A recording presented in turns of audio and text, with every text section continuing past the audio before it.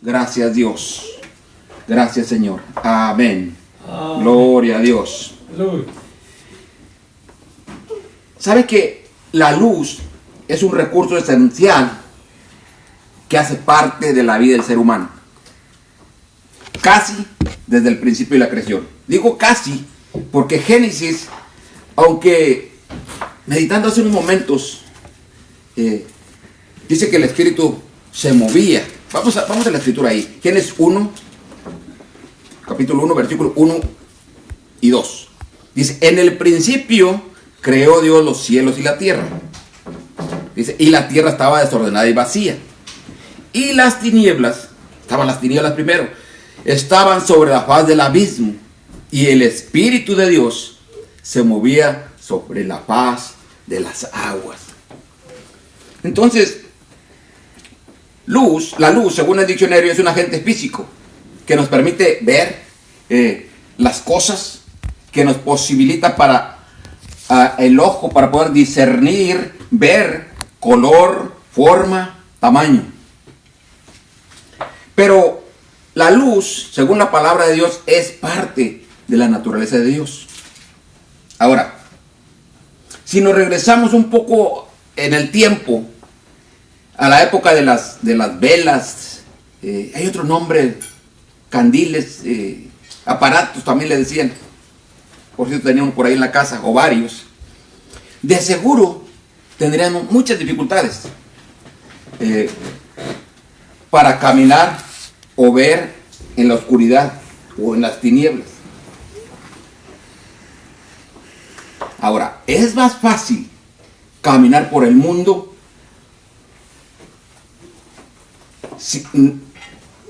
es más fácil caminar por el mundo sin la luz de Cristo. Algunos lo creen así. Algunos, repito, lo creen así.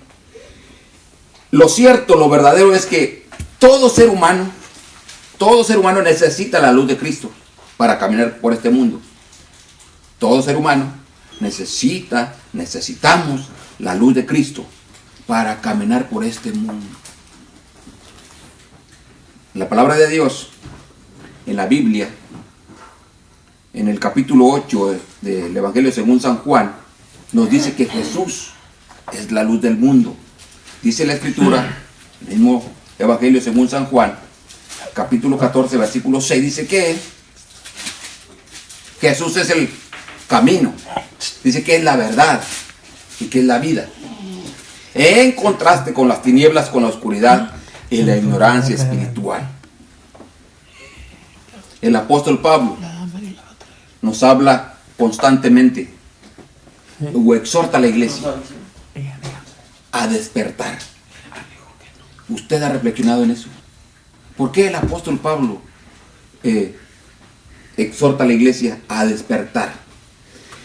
Carta a los Romanos, capítulo 13, versículo 11. Carta a los Romanos, capítulo 13. Dice la Escritura. ¿Lo tiene?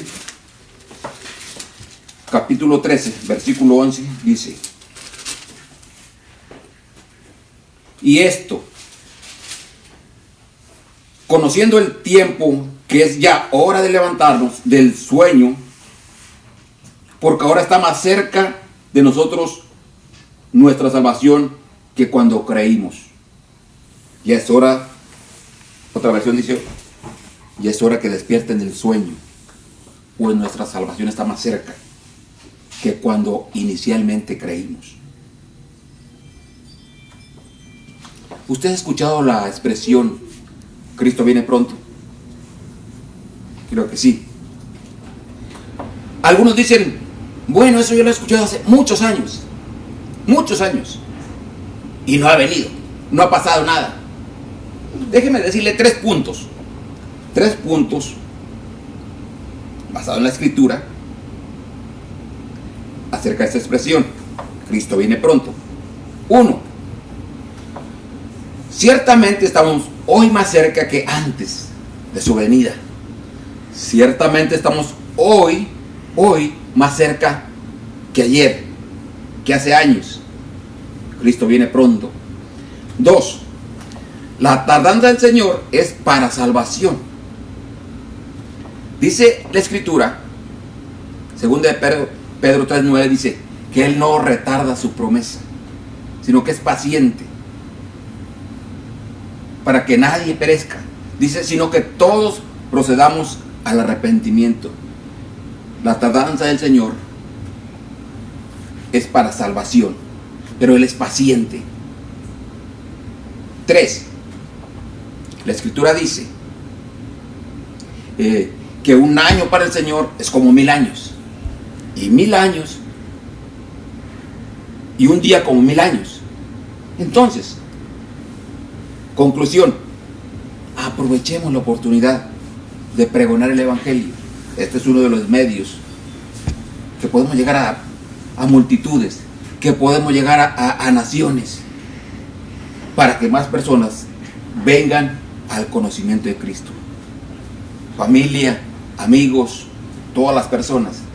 Muy seguramente usted tiene amigos, personas que aún no conocen o no han hecho una decisión por Cristo, no han confesado a Jesucristo como Señor y Salvador de sus vidas. Ciertamente, estamos de acuerdo, los tiempos son difíciles, cada vez son más difíciles. Hacía una pregunta yo este lunes ahí en la prisión, en Venice, Texas, y les preguntaba a los hermanos en Cristo, prisioneros, les preguntaba, ¿ustedes qué creen? ¿Que las cosas van a mejorar o van a ser más difíciles, van a empeorar? Bueno, la Escritura dice que la venida del Señor está cerca. El enemigo quiere ganar, pero la palabra de Dios es poder. Pero la palabra de Dios tiene poder, y es necesario que nosotros utilicemos todos los medios, plataformas, todos los medios para alcanzar almas, para que ellos vengan al conocimiento de Cristo y sean salvos. Miraba una estadística de que en 7 meses, 7,000 nigerianos habían muerto por predicar el Evangelio, cristianos. Esto nos da una noción de que en otros países está la vida de por medio. Si le daban 3 oportunidades: o niegas a Cristo, o vas a perder la vida. Nosotros estamos en una situación bastante importante, bastante loable, en la cual podemos compartir el bendito mensaje de Dios. Ahora, decimos que está difícil. En este país no lo está. Es importante que aprovechemos la oportunidad. Ahora, la pregunta es, para usted que me está escuchando, ¿está usted pregonando el Evangelio? ¿Está usted anunciando la venida de nuestro Señor Jesucristo? Sí, gloria a Dios, qué bueno, hermoso, excelente. ¿Y el fruto? ¿Y el fruto dónde está? Esto es una pregunta que confronta, ¿verdad? Hoy la gente se ofende, se incomoda, se molesta. No puede ser tan directo, tan confrontativo, porque o no asisten a la iglesia, o lo que es peor, se pueden ir al mundo. Bueno, la palabra de Dios nos enseña cómo el apóstol Pablo, por ejemplo, era bastante confrontativo. Les hablaba el Evangelio. Generación de víboras, decía: ¿quién os enseñó a huir de la ira venidera? La palabra de Dios es poder. La palabra de Dios es amor. Es un punto importante. Tenemos que exhortar a la iglesia en amor, con sabiduría de Dios, que es para edificación. A todos los creyentes debemos recibirla en amor. Déjeme hacer un paréntesis. Le voy a leer lo que dice Hebreos 13:17. Hebreos 13:17. Dice, obedeced a vuestros pastores y sujetaos a ellos. Dice, porque ellos velan por vuestras almas, como quienes han de dar cuenta, para que lo hagan con alegría y no quejándose, porque esto no es provechoso. Cierro ese paréntesis. La palabra de Dios nos manda a obedecer, a sujetarnos. Entonces no se incomode, no se aleje de la iglesia cuando es amonestado, que tiene como provecho la edificación de su vida, edificar su vida espiritual, crecimiento espiritual. Ahora, si usted no le confronta la palabra de Dios, algo está pasando. Algo está pasando. Mira, hermano, ahora la gente, cuando viene a la iglesia,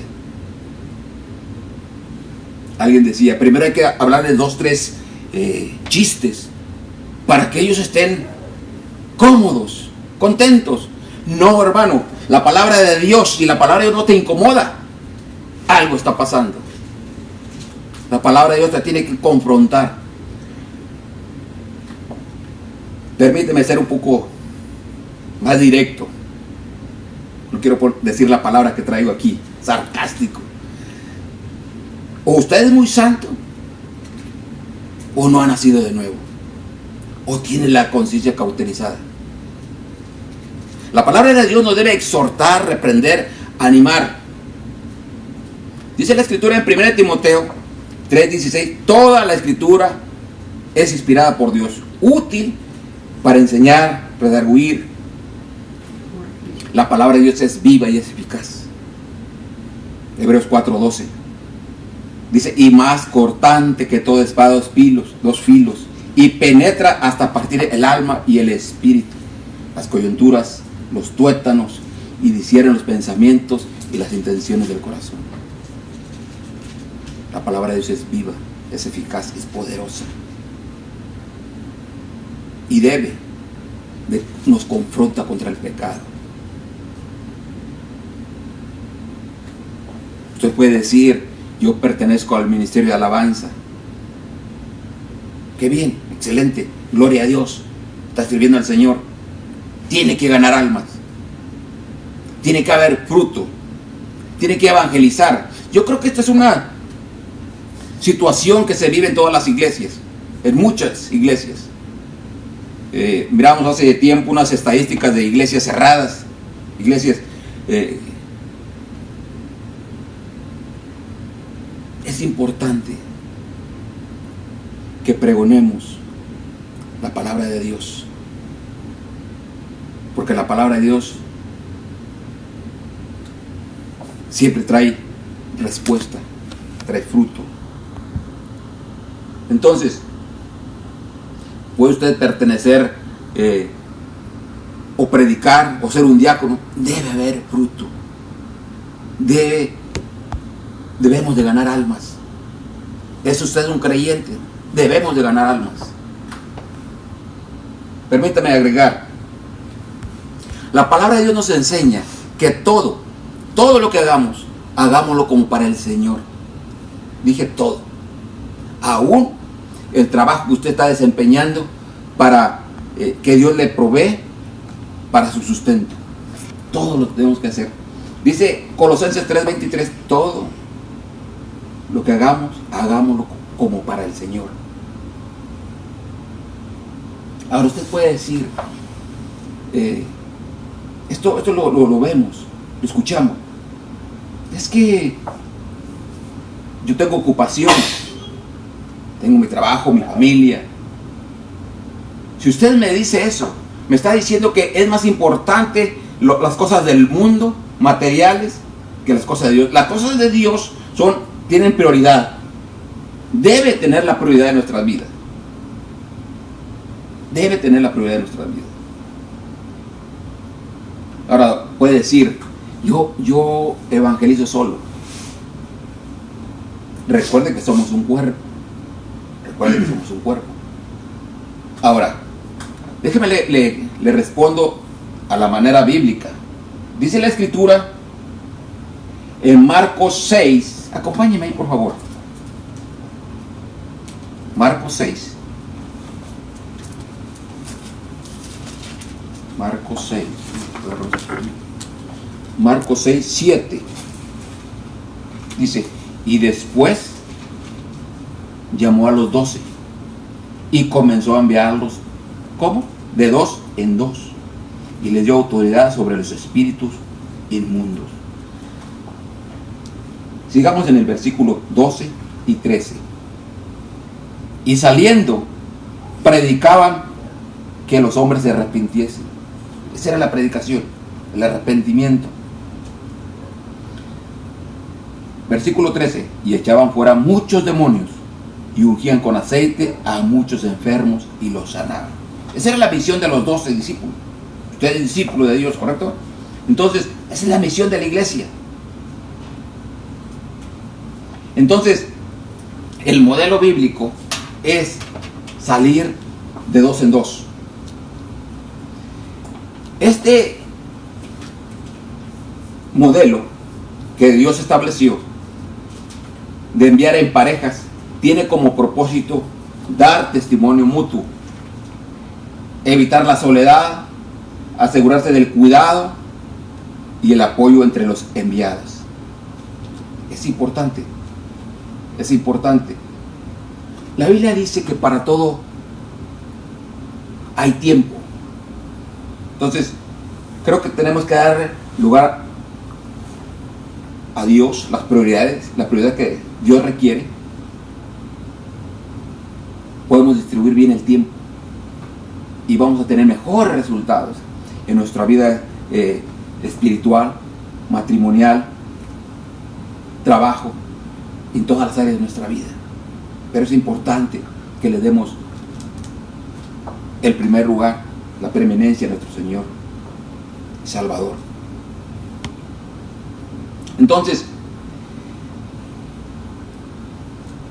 la fe y la vida cristiana no es para vivir en soledad, es para vivir en congregación, como un cuerpo, reunidos como iglesia. La Escritura dice que donde están dos o tres reunidos en su nombre, dice, ahí está. No uno, 2 o 3, 2 o más. Dice que ahí está Dios. Hay un mover en este tiempo. De hecho, la Escritura dice que antes del fin vendrá la apostasía. Hay un mover contrario a la palabra de Dios, la apostasía. Pero recuerde algo, hay promesa de Dios. Dice que las puertas de Hades, dice, no prevalecerán contra la iglesia. Dice que pelearán contra el Cordero, dice, pero el Cordero les vencerá. Entonces la iglesia, usted y yo, somos la iglesia, es un organismo vivo, somos llamados a ganar almas, a salvarlas del infierno y de la condenación, del fuego eterno, a través de su palabra bendita, con la guianza del Espíritu Santo. Proverbios 11:30 dice, permíteme leerlo, Proverbios 11:30, dice, el fruto del justo es árbol de vida, y el que gana almas es sabio. Me llamó la atención el versículo 31. Dice, ciertamente el justo será recompensado en la tierra. A veces nomás leemos el versículo 11:30, capítulo Proverbios 11:30, y no el 31. Ciertamente el justo será recompensado en la tierra, cuanto más el impío y el pecador. Hay recompensa de parte de Dios, pero también hay consecuencias para el impío y el pecador. El apóstol Pablo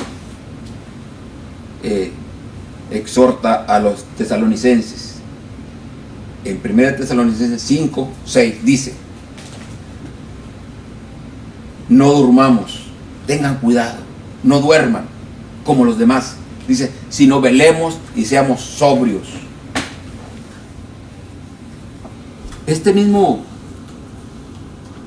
El mismo apóstol el mismo apóstol, en el libro de los Efesios, capítulo 5, versículo 24, versículo que leíamos, dice, nos está llamando, dice la Escritura, a que seamos hijos de luz y proclamar la palabra, el mensaje, para que aquellos que viven en oscuridad y en tinieblas vengan a la luz y sean salvos. Estas palabras son tomadas del profeta mayor Isaías, capítulo 60, versículo 1, dice, levántate y resplandece, porque ha venido tu luz, y la gloria de Jehová ha nacido sobre ti. Cuando dice la gloria de Jehová ha venido, ha nacido sobre ti, está anunciando, levántate y resplandece, porque ha venido tu luz. Está hablando de la venida de nuestro Señor Jesucristo, el Mesías, que esperaba todo judío piadoso. Despiértate tú que duermes.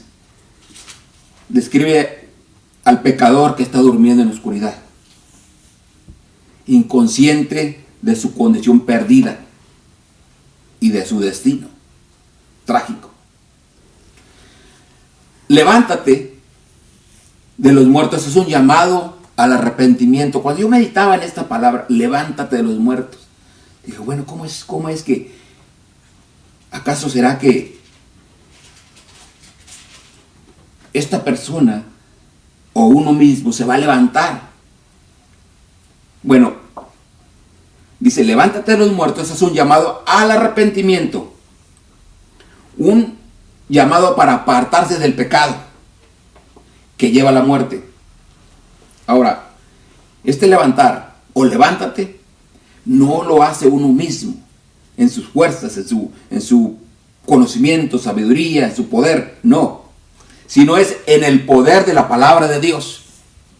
Recordemos que la palabra de Dios es poder, es viva, es eficaz. Se necesita una persona con el mensaje de Dios, un vocero, un mensajero.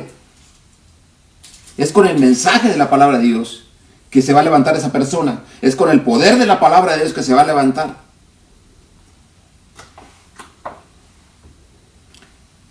Aquella persona que está dormida está en un letargo, en un sueño, en una falsa seguridad. Ahora, la muerte y el sueño son presentaciones impresionantes de cómo viven las personas, de cómo se encuentran. Es importante recalcar esto, entenderlo. En el sueño, aunque estamos vivos, yo estaba meditando en mi cama, dice,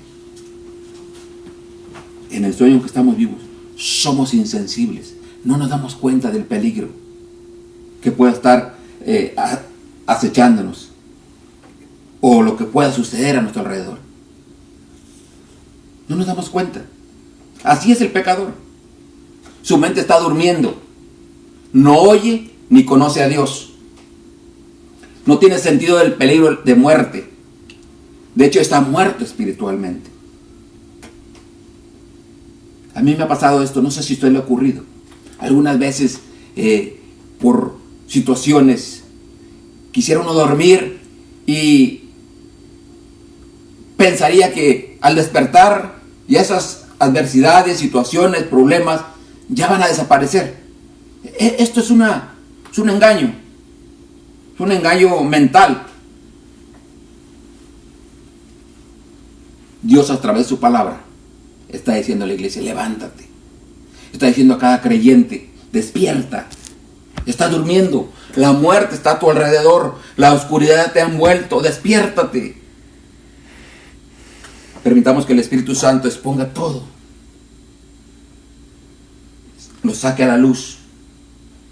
Entonces Jesús podrá brillar en ti, en mí y a través de nosotros y disipar las tinieblas, porque es su luz, la luz de Cristo, que elimina la oscuridad que representa el pecado en la vida del ser humano. Recordemos que el creyente lleno del Espíritu, todos aquellos que están dispuestos a llevar el mensaje, dice la Escritura que de lo que de gracia recibimos, de gracia demos. Usted y yo, Dios usó a alguien para que conociésemos el Evangelio de Dios, para que conociésemos a nuestro Señor y Salvador. Ahora, eso fue de gracia. No lo merecíamos. Nosotros tenemos que llevar ese mensaje a la gente, amigos, hermanos, familia, a todo. Mateo 10:8 dice, esta es la misión de la iglesia: sanad enfermos, resucitad muertos, limpiad leprosos, expulsad demonios. De gracia recibiste, de gracia da. Hoy a mediodía estaba en la farmacia del Parkland, muchos la conocen, lugar muy grande, y estaba meditando.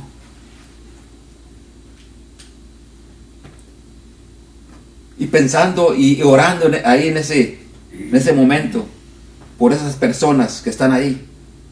Muchas veces no conoce uno la situación que están viviendo. A veces es evidente, bastante difícil, bastante enfermos, quejándose, llorando.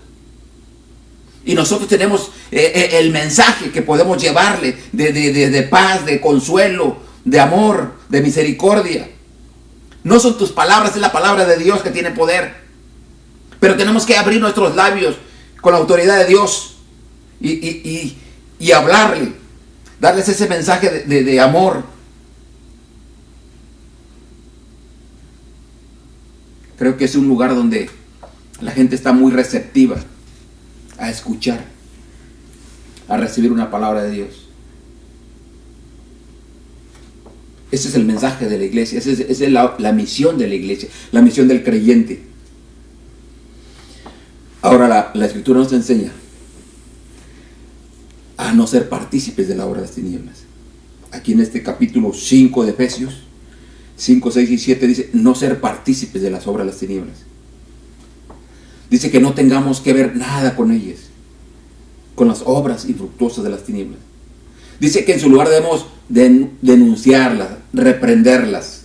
Dice otra versión, denunciarlas ¿ante quién? Bueno, déjenme leer, digo 2 puntos. 1, hay delitos en la cual usted, nosotros, cualquiera, somos testigos, tenemos que denunciarlo ante la justicia terrenal. Si no te haces cómplice o participante de ello. Y hay consecuencias. Bueno, punto 2. O sea que sí. Bueno, deje termino otra vez el 1 nuevamente. Si somos testigos de una situación, tenemos que denunciarla, porque si no nos hacemos cómplices. 2, ante Dios tenemos que denunciar esa situación. Tenemos que hacerla saber. ¿Cómo? Declarando con nuestra boca que está vencida, que pierde fuerzas por la sangre del Cordero, que ahora vive y reina para siempre. Hay situaciones en nuestra vida o en el mundo. A mí me viene mucho a la mente 2 cosas. Se les voy a abrir mi corazón. Ya las he dicho anteriormente. 1, Dios me pone mucho a orar por los pastores. Un sábado, un viernes, ya estoy orando por el Señor. Úsalo, Señor. Señor, dale sabiduría, dales gracias, Señor, que esa palabra que has puesto en sus corazones, que dé el blanco, Señor amado. Y estamos que el Señor los llene de poder, los envista de poder, de sabiduría, de gracia. Pero hay otra situación. Me pone a orar mucho por las escuelas, por esas situaciones que se dan mucho en este país. Tiroteos masivos, todas esas situaciones. Reprender, denunciarlas hablarlas, declararlas delante de Dios. Señor, esa situación que se esté fraguando en cualquier lugar, hablamos en el nombre de Jesús, que pierde fuerza, que pierde poder, que es desarticulada, que es expuesta en el nombre de Jesús. Eso es lo que usted y yo tenemos que hacer, denunciarlas, reprenderlas. La Biblia dice que somos luz en el Señor. Capítulo 5 de Efesios, regresamos ahí, versículo 8, dice, quiero ver mis lentes, que están, versículo 8, dice, porque en otro tiempo erais tinieblas, dice, mas ahora soy luz en el Señor, andad como hijos de luz. Dice que con la luz son expuestas, son puestas en evidencia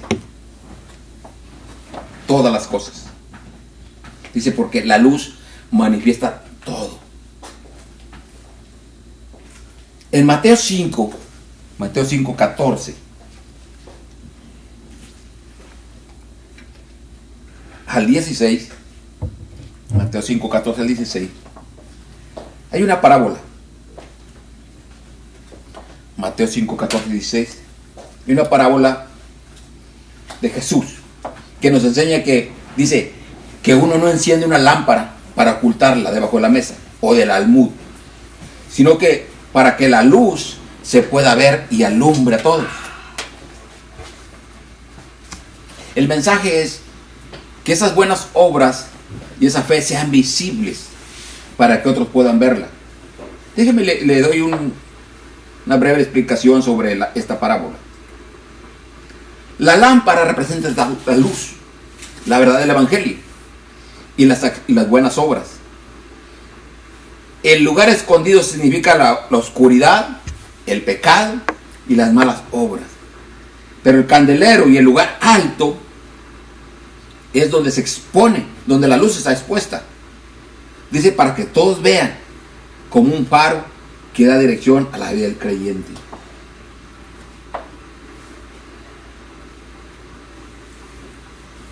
El camino de la luz, el faro de la luz, guía a los barcos, a las embarcaciones, pero así debe guiar al creyente o al que no conoce a Cristo, y también al creyente, para que sean salvos y puedan dirigirse por la luz del evangelio.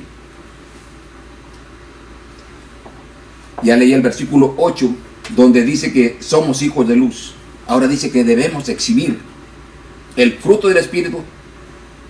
Consiste, dice ahí mismo, permítame leerlo, Efesios 5:8, versículo 9, dice, porque el fruto del Espíritu es en toda bondad, justicia y verdad. Debemos discernir, entender, realizar lo que es agradable al Señor. Dice que debemos aprovechar bien el tiempo. Dice que porque los días son malos. Los días son malos. Usted y yo, como creyentes, tenemos grande derredor de testigos. Gente que nos está observando, que está viendo nuestras acciones como creyente. Y podemos ser luz, podemos ser tropiezo. Y es importante que seamos esa luz que Dios quiere. Dice Hebreos 12:1, dice, por tanto, nosotros también, teniendo en derredor tan grande nube de testigos, dice, despojémonos de todo peso y del pecado que nos asedia, dice, y corramos con paciencia la carrera que tenemos por delante. Hay una multitud de testigos, de gente viendo, observando al creyente, observando a la iglesia, y si han escuchado frases así, dice, para ser como ellos, mejor no. Es algo que se ha acuñado, que se ha pensado que